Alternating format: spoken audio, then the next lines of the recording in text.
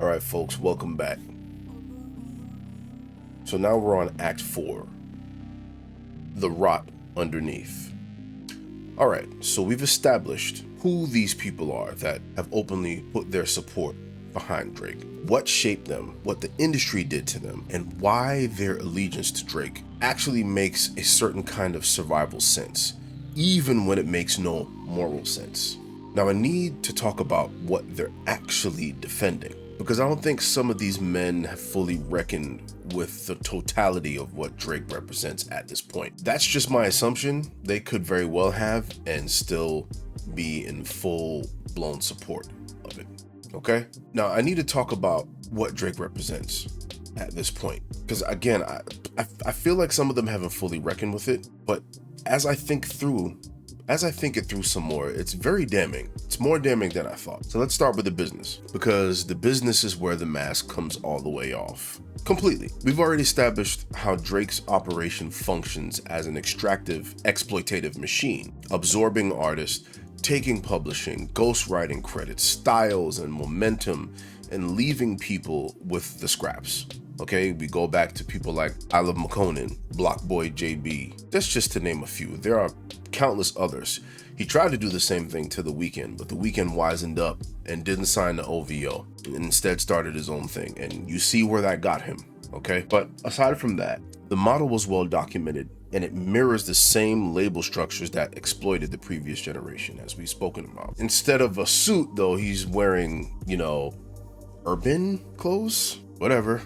But what has happened since the beef takes all of that to an entirely different level. In comes steak. Not steak like the food that we eat from cows. I'm talking about steak, the crypto casino. Okay, so Drake signed a promotional deal with Stake, a crypto casino, as I just said, reportedly worth $100 million a year. $100 million annually to live stream gambling sessions and push a platform to his audience.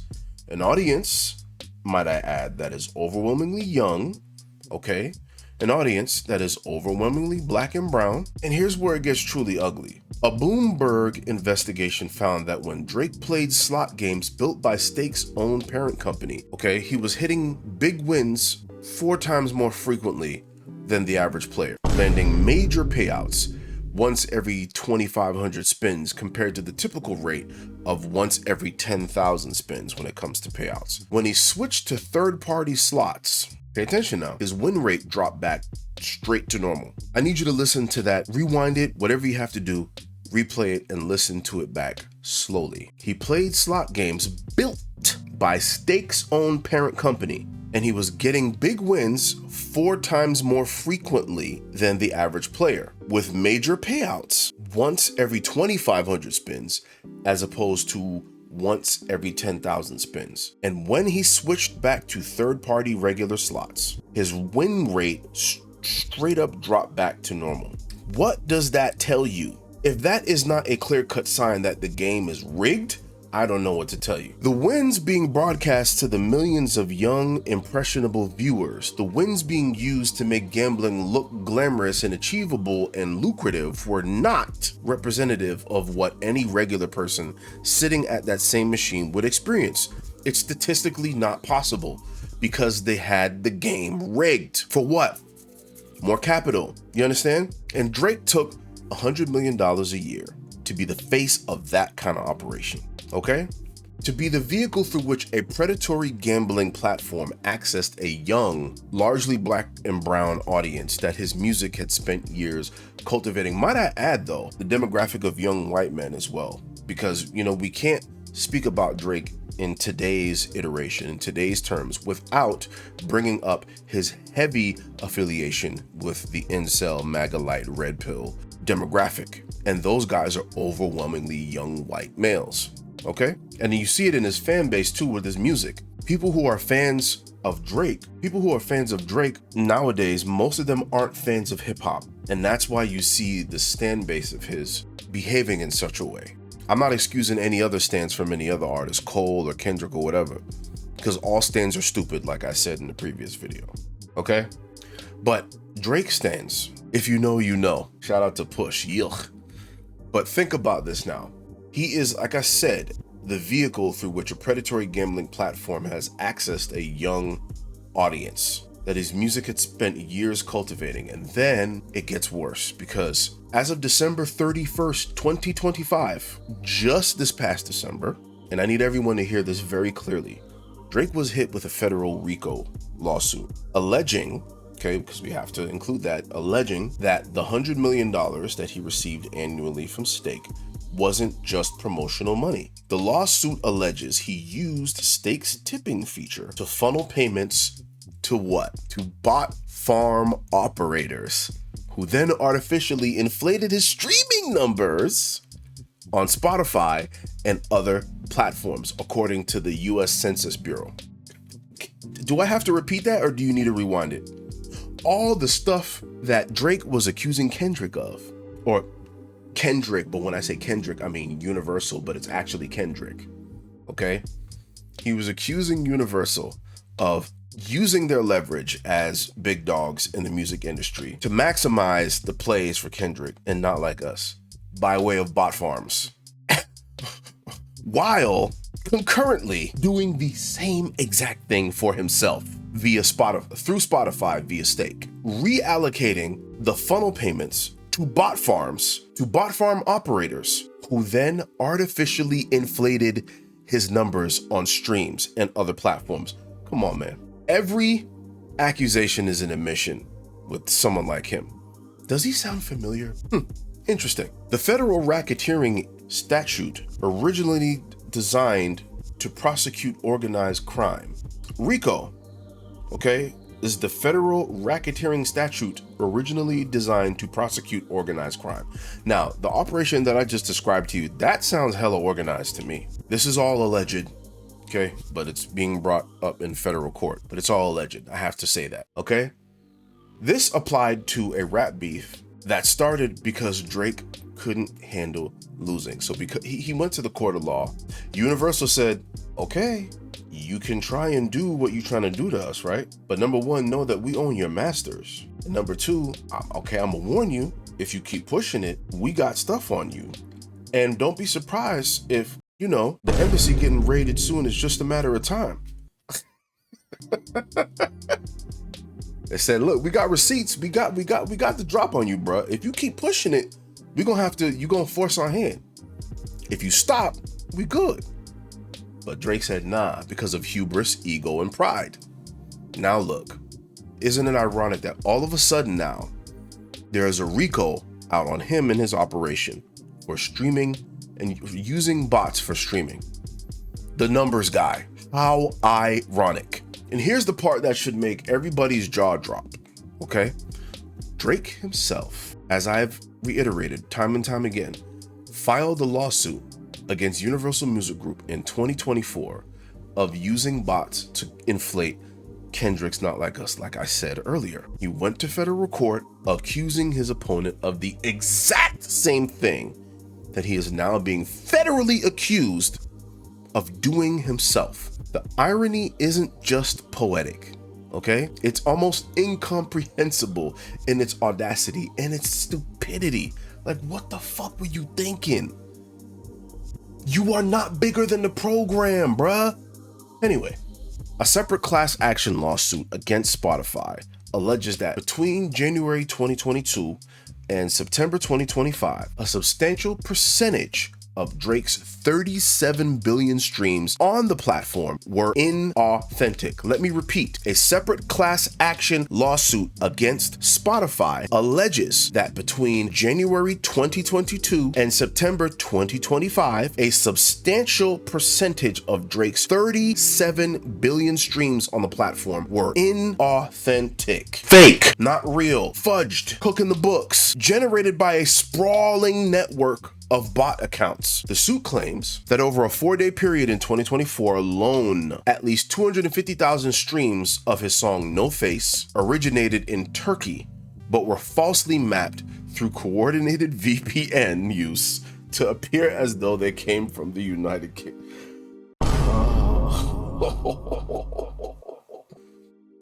The man had a bot farm originating in Turkey, funneling it through a VPN to make it appear like these streams were coming straight from the UK. Your boy did that. Streams coming from areas with 0 residential addresses. So,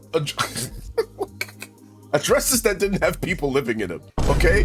Numbers that eclipse comparable artists with far larger actual audiences, okay? The architecture of manufactured relevance laid out in federal court documents for anyone willing to read them was right there. Just with that statement, with those facts that I just provided. And who is he operating alongside through all of this? Adin Ross, because he's also included in the RICO, okay? Allegedly. Who received transfers, allegedly, from Stake, including a $100,000 tip from Drake in 2023, and who was allegedly involved in the financial coordination described in the RICO filing. The same Adin Ross who streamed Trump on Kick, the same XQC in the MAGA hat, the same red pill adjacent incel ecosystem that Drake chose as his post-beef home. Might I reiterate and remind you guys what Kendrick said? You're not like us, and you continue to prove why. I circle back to black media who were pining and whining over the fact that Drake did not want to go and sit down with them. He is not like us. He does not want to be challenged. Stop crying about him not speaking to y'all. He's showing you why he doesn't, okay? So, like I said, the same red pill adjacent incel ecosystem that Drake chose as his post-beef home was not hip-hop media, not the culture that made him, not the culture that he was a fan of, the people he philosophically belongs with, the incel MAGA red pill people. Think about that lineage and what that means. And think about the lineage and what it means for the hip-hop culture that made him, and primarily black women, okay? Those were his primary fan base when he first started out, when he first got popping, okay? But think about the lineage of hip hop and what it means.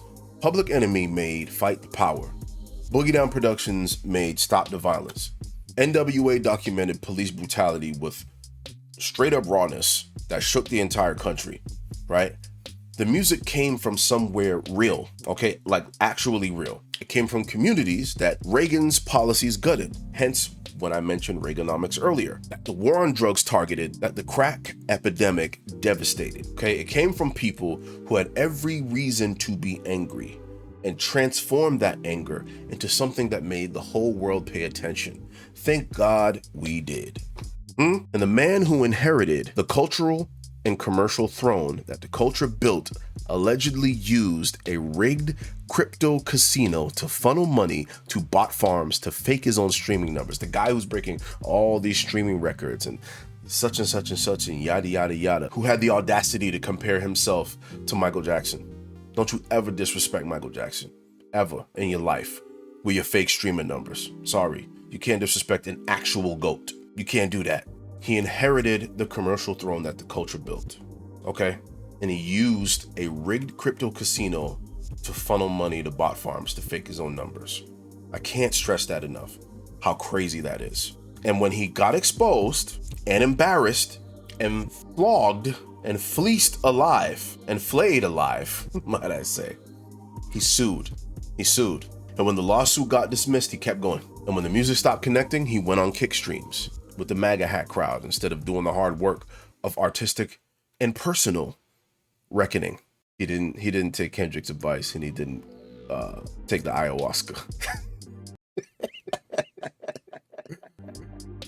but that is what these guys, these aforementioned guys that I keep referring to, that group of people, that strange intersection of the age bracket and the areas where they came from, that demographic, and anyone who is like them, that's what these men are defending. All of them, publicly, on record. So we're gonna dig into the lawsuit and what nobody's actually talking about, because there's something that I actually want to circle back to that I don't think people really understand the true impact of what it could have been had this case gone forward to trial. Thank God for the judge for stomping that shit out. But there are two dimensions of this that get completely glossed over in the broader discourse, and they are way too important to let slide, y'all. Way too important. This is the First Amendment dimension, okay? And I need people to really sit with the weight of what almost happened here, okay? When Drake filed that lawsuit, he wasn't just embarrassing himself culturally, all right? He was opening a Pandora's box that, had it gone differently, could have done lasting generational damage to creative expression in this country. The ripple effects would have been staggeringly devastating. Think about what his legal argument actually required. It required a court to accept that rap lyrics in a diss track, a format of documented cultural tradition stretching back decades, rooted in exaggeration and hyperbole, wordplay, and competitive bravado. That's what a battle is, okay? He was taking that, he wanted the court to treat these as literal statements of verifiable fact, as journalism, as testimony, as gospel. The implications were so serious, 4 legal scholars, specialists in the intersection of law and creative expression, were alarmed enough by the implications that they filed a formal amicus brief warning the court that Drake's assumption was not just legally faulty, but actually dangerous. That treating rap lyrics literally threatens First Amendment speech protections and has already created a demonstrable chilling effect across the industry. A chilling effect on hip-hop, on Black artistic expression. And in the current political climate, I need y'all to let that marinate for a second. Now, the judge, like I said, ultimately dismissed the case, telling them to sit the fuck down, okay? Ruling that the accusations in Not Like Us were non-actionable opinion and hyperbolic expression, not statements of verifiable fact, okay? The court told him to sit down and go away. Get out of here. But here's what kind of bothers me, right? It got far enough that the scholars felt compelled enough to formally intervene, okay? The legal machinery had to be mobilized to protect something that should have been obviously protected from the jump. Go back to my other video. He should have never brought it there. Had he been raised, had he ever been involved in an actual Jonesing session? Have you ever been involved in a session where you're getting roasted and you gotta quip back? You gotta come with your own roasting, or you gotta be strong enough to take it on the chin and laugh it off. Or if you're really hurt by it, you take it out back and you get it shaken. You showing that you don't even have thick enough skin to deal with that, bro, that you gotta go and sue when you've done it to other people before. Glass cannon, bro, glass cannon. The scholars had to legally intervene because they felt that it was serious enough that they had to say something, okay? The legal machinery had to be mobilized to protect something that should have been protected from the jump. And here's the detail that I really need everyone to hear because it's so on the nose. It's so on the nose. In 2022, Drake signed a public petition alongside the same woman he accused of lying about being shot. The one, Megan Thee Stallion, okay? He signed a petition along with her, 21 Savage, and dozens of other artists criticizing prosecutors for using rap lyrics as literal evidence in criminal cases. His own position at the time, on record, in his own name, was that rap is a product of the artist's vision and imagination, not literal fact. UMG, Universal Music Group's legal team found that petition and used it directly against him in their motion to dismiss, according to American Enterprise Institute and other sources, and we saw the result. He argued against his own documented public record in federal court because he lost a fucking battle. What a loser. Sorry, y'all. I'm calling a spade a spade. If it walks like a duck, talks like a duck, it's not a fucking dragon, all right? That's some loser ass shit. But then there's the second dimension that gets even less attention. This is something that I've been thinking about often. Every time my brain broaches the subject of the lawsuit within the context of Drake. What does this mean artist to artist, peer to peer, in the actual working relationships in the music industry, right? So let's think about it like this. You're a producer, you make a record. Drake hears it and he wants to jump on it. You're flattered, right? Because you're looking for the opportunity, right? But you have a creative vision for the record that does not include him and never included him, no matter how big he is of an artist. The way how you saw the record, how you wanted it to be presented and put out is without someone like him on it. Fair enough. It's something that you built from the ground up and you created. And then so you say to him like, hey man, respectfully, I really appreciate it. I'm super flattered, but I kind of want to keep this one as is. What do you do, right? So what happens next this is where you start thinking like, man, I gotta move weird around. I gotta move different around this guy because he's a weirdo. Because you don't know if he's gonna call the lawyers or go behind your back and close doors and go to your label, or if you have a label and start making calls the way he did after losing to Pusha T to try and make your life a living hell in the industry when you try to break through and make it just because you say you didn't want him on your song because you envision something else. Another example, you're 21 Savage. This isn't fact. I'm just saying this as an example. example, okay? I'm setting an example. You're 21 Savage, one of his closest collaborators for years, but you watched all this happen in real time. Are you going to feel completely free in the studio with him? Like nowadays, after the battle, after you went to the court to sue? Are you going to like push back creatively the way a real collaborator would or would need to? Or are there going to be moments where you'll pull your punches because somewhere in the back of your mind, you're thinking, man, I don't know if fully what this man is capable of when he feels crossed. And if I'm trying to keep it PC and trying to keep it cool, and you know, what, even if the idea that he comes with, what if he comes with a whack ass idea for the record that you're collaborating with on, and then in other circumstances, you might feel comfortable enough to be like, nah, that's not it, yo. We should probably go back and try and redo your verse or whatever. But for the sake of keeping the peace and not getting brought to court, are you gonna say anything to him? That's what I mean by the chilling effect that nobody is talking about. Not just on hip hop broadly, as I spoke about earlier, you know, on his own immediate creative circle, on the producers and artists who might have otherwise been willing to build with him, but are now quietly recalibrating, right? So he didn't just lose the lawsuit, but he lost something no court ruling can ever really restore. That is the trust that was broken. The calculations his peers are now quietly running in the background. That lives in the room, in the studio, in the conversations that do not get recorded, that do not happen when he's in proximity. And to the guys on the list that I've mentioned, who went out publicly and cheered him on through all of that, who called it loyalty or standing on business, who made excuses on radio stations and podcasts and social media, they own a piece of that damage too. They own that because they co-signed it. Now, let me bring Watch the Party Die in here, because Kendrick kind of saw all this coming, as he saw a lot of stuff coming. He really walked dude into a bear trap, a number of bear traps, a pit filled with bear traps. That's what he walked Drake into, and Drake arrogantly walked in thinking he was invincible and untouchable. Kendrick saw all this coming clearly, and I mean that in the most literal sense. The record isn't just about Drake when we're talking about Watch the Party Die. Overall, it mostly wasn't. It was bigger than Drake.